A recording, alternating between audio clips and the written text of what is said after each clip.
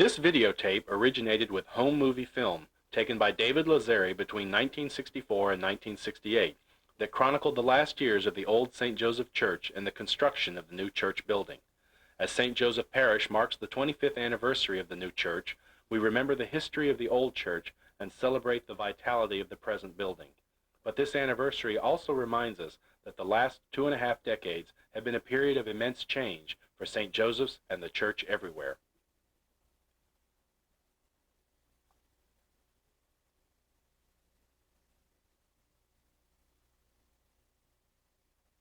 So this is also a look at a parish undergoing renewal, a story about the links between the old and the new, and the story of a pastor who more than any other individual left his own personal stamp on the church his parish built.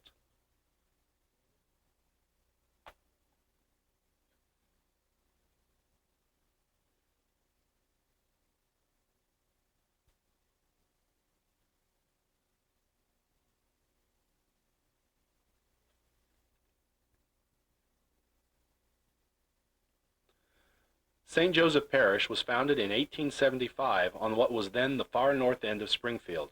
2 years later, the parish built a tiny 4-room school, which, known as the Scout Hut, still stands, and in front of the school on 6th Street, a soaring Gothic-style brick church. That 1877 church for decades served as a fitting house of worship for St. Joseph's growing congregation. It remained almost unchanged as late as 1964, when St. Joseph's invited parishioners, neighbors, community leaders, and others to the open house shown in the upcoming scenes.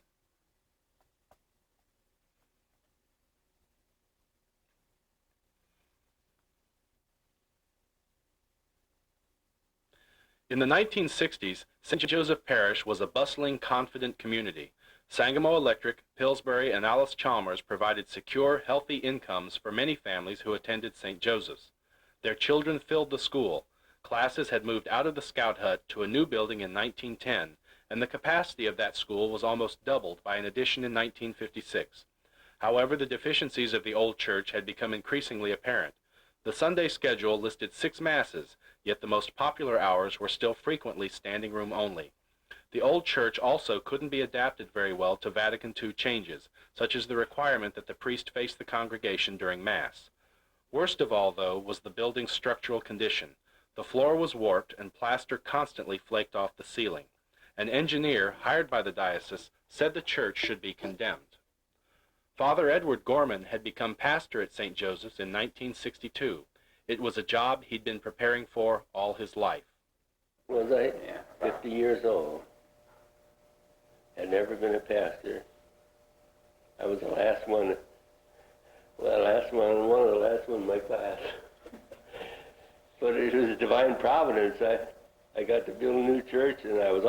Along with key members of the parish, he began making plans for construction of a new church. There was a hurdle to overcome first, though.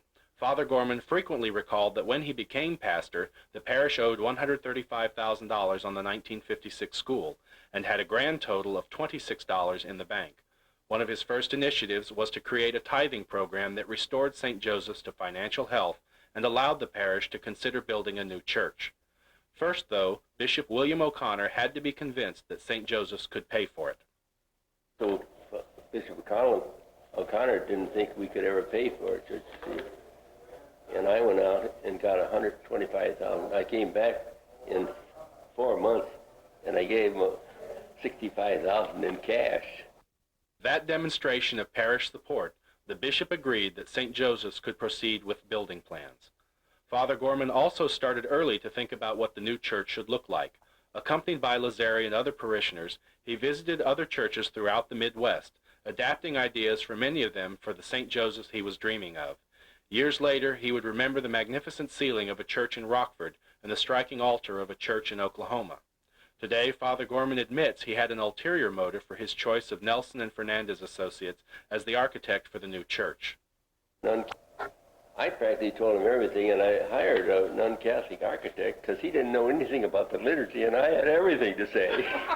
School students who had been wearing uniforms for only a few years, another move Father Gorman initiated, and the school's Ursuline nuns participated in the open house as well. Thomas Pisers, a Viatorian from Griffin High School, helped with the open house by explaining vestments and the meaning and use of other items. Well, he was explaining liturgical matters, one after another, all afternoon. That is a tremendous success. More than 600 people attended the open house.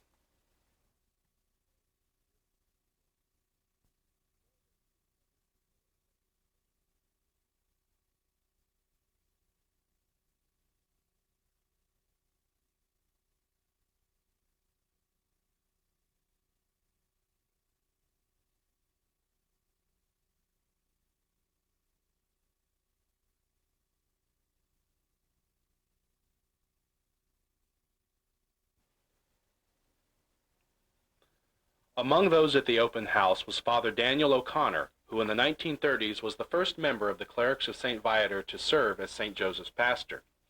The last Mass was said in the 1877 church on March 21, 1966, and demolition started later that same day. For the next 2 years, church services would all be held in the school gymnasium. Merle Burkett was chosen as the demolition contractor. The rectory on the corner of 6th and Eastman was demolished first. The church followed as soon as the stained glass windows, pews, and other salvageable items were removed.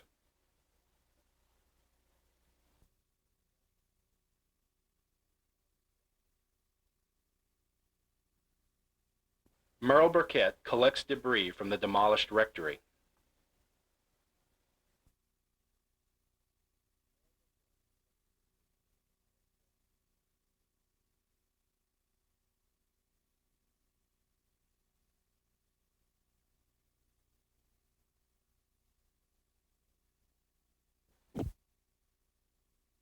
Last to go was the church's bell tower, but first the bell itself had to be removed. Father Gorman gave the bell to Merle Burkett, in appreciation, Burkett says, of the fact that his wrecking bid came in so low. The bell sat in the backyard of the Burkett home for about a year, while Merle attempted to sell it intact. A Carillon in Pennsylvania was interested at one point, but the bell's clapper had been removed years before, when the bell was converted to automatic operation, so the sale fell through. Eventually, the bell, which was solid bronze, was sold as scrap.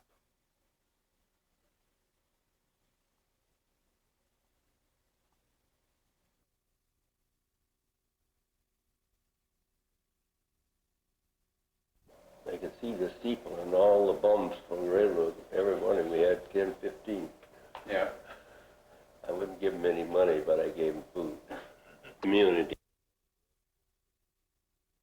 The bell tower collapsed in spectacular fashion after a few precise blows from a wrecking ball.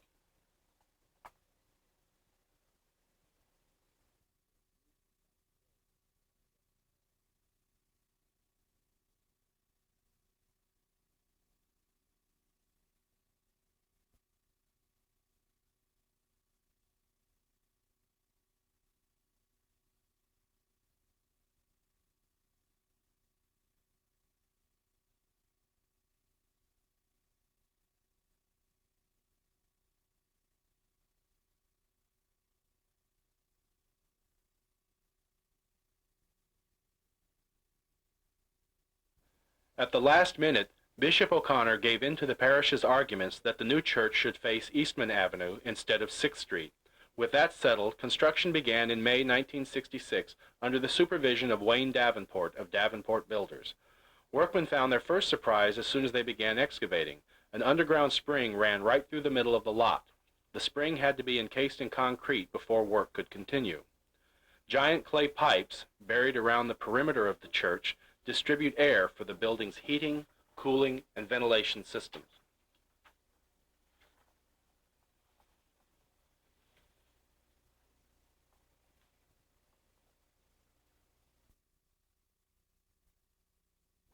Unquestionably, Father Gorman's most radical idea was to make the new building a church in the round.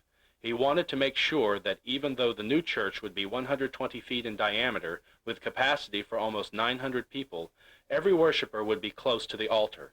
The solution Nelson and Fernandez worked out was to support the roof with 20 giant beams.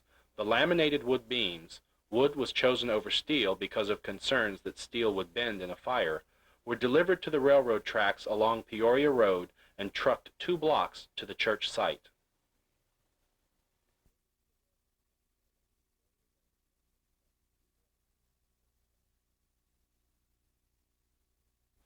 Another tricky job was locating the exact balance spot on each beam where a cable could be attached to lift the beam into position. The peak of the church roof was designed to be off-center, closer to the altar than to the entrances, and, as a result, the beams had to be pre-engineered to fit very precisely between the footings and a circular slotted joint at the top.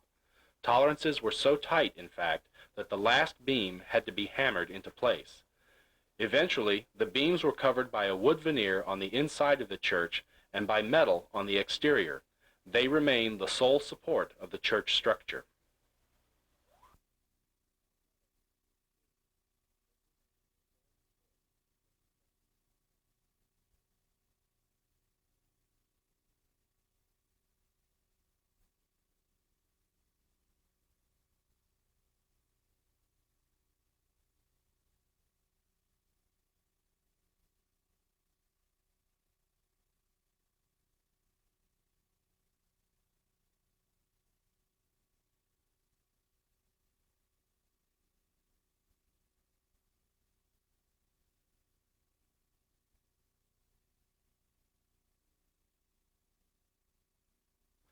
Wayne Davenport, on the right, confers with his construction foreman, Leo Schmitz.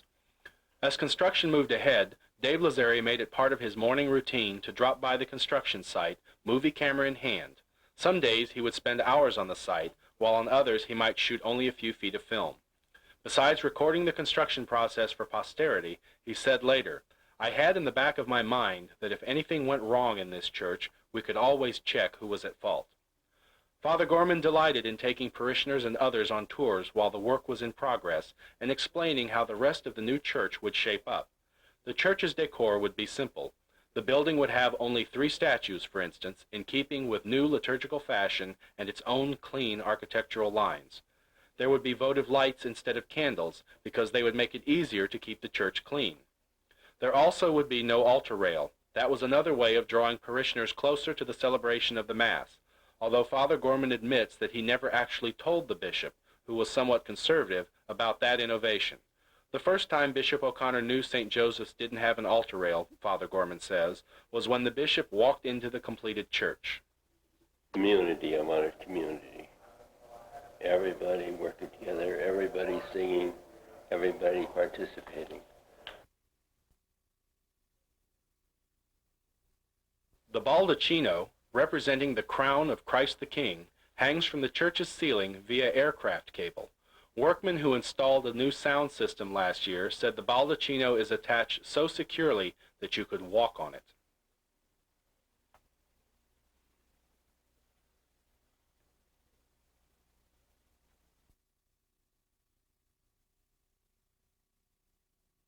A travertine marble altar, accompanied by a marble pulpit and lectern, dominates the sanctuary. The statues, the risen Christ in the sanctuary, and 4-foot statues of the Blessed Virgin and St. Joseph at the front of the church, along with the 14 stations of the cross, all are of hand-carved, stained and waxed linden wood. The celebrant's chair, like the worshipper's pews, is of oak. But very conservative by nature, but with the church, everything the best. That's my idea.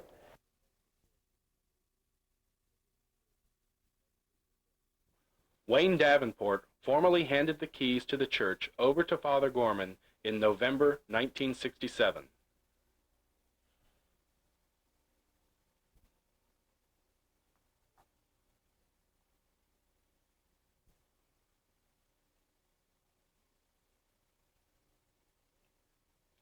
The first Masses were held in the church on Thanksgiving Day, November 23, 1967, and the building was formally dedicated by Bishop O'Connor on the Feast of St. Joseph, March 19, 1968. In a booklet printed for the dedication, Father Gorman explained what he had in mind when the church was designed. St. Joseph, modern church in the round, was dedicated and built to promote the glory of God and community worship. To attain this spirit of community worship and active participation of the faithful, a table-type white marble altar was made the focus point of the entire edifice, with all the lines converging towards it. The pews had been arranged semicircular around the altar to bring the people to God closer to divine worship. The floor slopes towards the altar, affording all the worshippers a clear view of the sacrifice. The folded white ceiling swept with breathtaking awe toward the altar, creating an atmosphere of majesty with the tendency of lifting our hearts in thoughts towards God in prayer. Father Gorman and the people who planned and built St. Joseph Church could never have predicted the enormous changes that have taken place in St. Joseph's Parish and the church as a whole over the last 25 years. Yet time has shown they built wisely. Their church remains as they originally conceived it, a house of God and a home for his people. Father Edward Gorman now lives at St. John Vianney Retirement Center in Sherman. David Lazzeri, on the right, continues to be one of St. Joseph's most active parishioners. Also helping with this production were Merle Burkett, Wayne Davenport, Stella LaFata, Robert Mander, and Loretta Green. Narration was written by Mike Kienzler. Joe Adams was responsible for film and tape editing, all video and audio production, and overall coordination of this project. I'm Larry Smith.